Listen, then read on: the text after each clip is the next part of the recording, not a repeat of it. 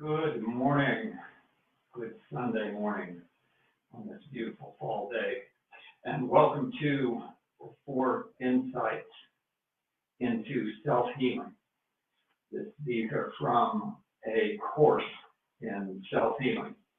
Let's begin. Today's insight is that there are 3 universal medicines that you can use to heal whatever illness or affliction that you have. That means you can use these to heal MS, chronic fatigue syndrome, ulcerative colitis, and you can use these to heal overeating, to heal anxiety, depression. This is the strategy for healing. This is the core, the root, the source of what heals you. Let's recap. Our work, I'm a naturopathic doctor. My work is helping people, guiding people to heal real diagnosed illnesses. I do this by applying these insights. And the first insight is that of a completely, radically different approach to illness. That illness is not something that to be fought and suppressed, to have a war against, to be drugged.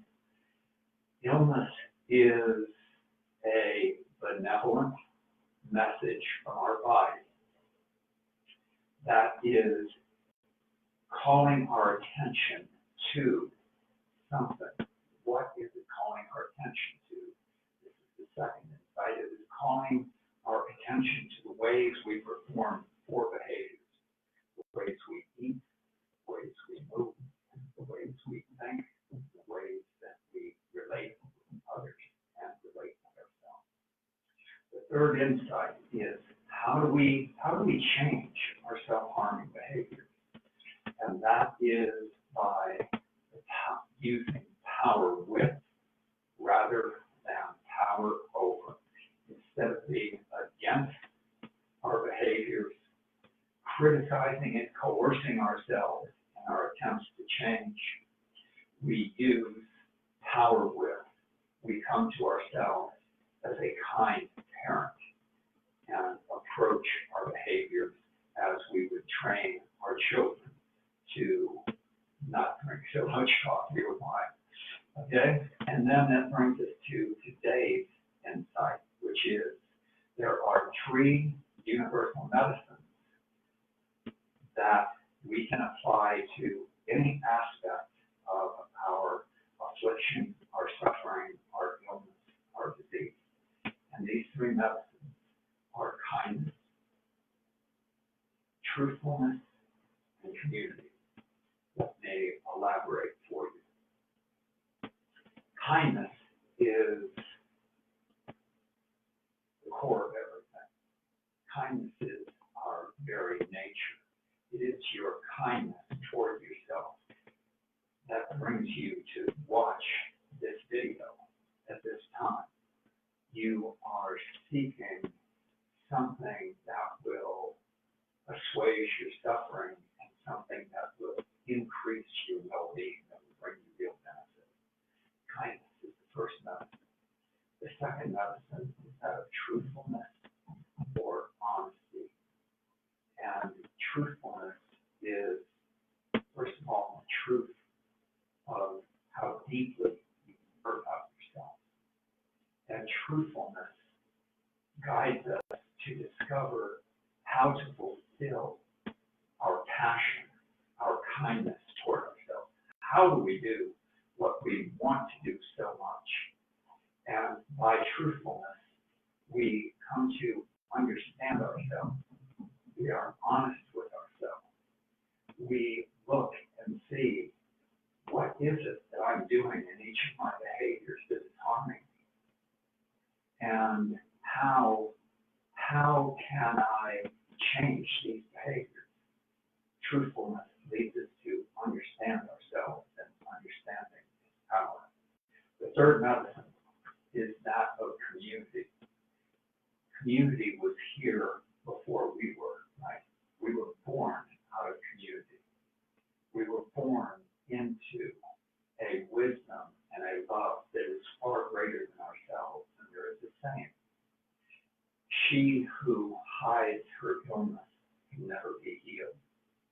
And by coming out of our isolation and in connection with others in community, we're able to heal. I'm referring here to forming relationships that are intent on healing. That's how we heal. Your first relationship, and most important one, I would say, it should be with a person that you trust, a wise person who you know has the wisdom to heal. This is usually a professional, a naturopathic doctor, perhaps a therapist that you turn to, perhaps a spiritual teacher, but in this case we're talking about healing illness, right? So someone with that wisdom. And then also you practice being honest and being kind with others about and focusing on healing, and you build relationships with your peers and others in which you are supported and held accountable for healing. These three medicines, kindness, truthfulness, and community, cause you to grow and to heal. What is to be healed is not cancer, right? Is not a disease, it's something outside you. The focus of self-healing is healing you, yourself.